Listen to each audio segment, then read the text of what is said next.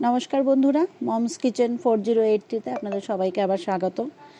আজকে একটি নতুন রান্নার ভিডিও না, আজকে একটা শরবতের ভিডিও দেখাবো। যেহেতু এই প্রচণ্ড গরম, তাই শরীর সতেজ রাখতে এই ঠান্ডা ঠান্ডা শরবত খেলে শরীরও ভালো থাকবে, পেটও ভালো থাকবে। তাহলে আজকে দেখাচ্ছি বেলের শরবত। প্রথমে বেলটাকে ফাটিয়ে বেলের ভেতর থেকে বেলের যেটা দিয়ে শরবত বানাবো সেটা বের করে আনলাম। বেলটাকে বের করে নিলাম একটা চামচের সাহায্যে।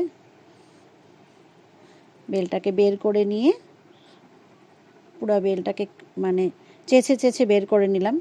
একটাই বেল করেছি আমি, আপনারাও করবেন, ভালো লাগবে খেতে। এই গরমে বেলের শরবত খাওয়া খুবই ভালো, শরীরও ভালো থাকে, পেটও ভালো থাকে।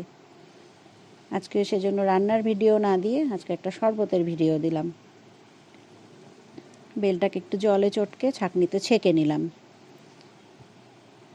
ভালো করে ছেঁকে নিতে হবে ছাঁকনিতে, নয়তো আঁশগুলো রয়ে যাবে এবং বেলের দানাগুলো রয়ে যাবে, বেলের বীজগুলো। ভালো করে চটকে ছেঁকে নিচ্ছি ছাঁকনিতে। ভালো করে ছেঁকে নিয়ে আপনারা দেখতে পাচ্ছেন বেলটা বেরিয়ে গেছে। এবার একটু গুড় দিয়ে দিলাম, একটু জল অ্যাড করলাম। গুড় দিয়ে করলেই বেশি ভালো। তারপরে একটু দুধ দিয়ে দিলাম। দুধ দিয়ে ভালো করে নাড়িয়ে কিছুক্ষণ রেখে দেব, তারপরে সার্ভ করব। গুড় দিয়েই করবেন আপনারা, চিনি দেবেন না। আমার বেলের শরবত কমপ্লিটই প্রায়, দেখতেই পাচ্ছেন আপনারা।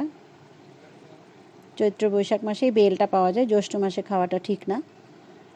এই সময় আপনারা খাবেন এবং বাড়িতেও করবেন, বাচ্চাদেরকেও দেবেন। খুব ভালো এই জিনিসটা খাওয়া। বেলের শরবত আমার একদম রেডি।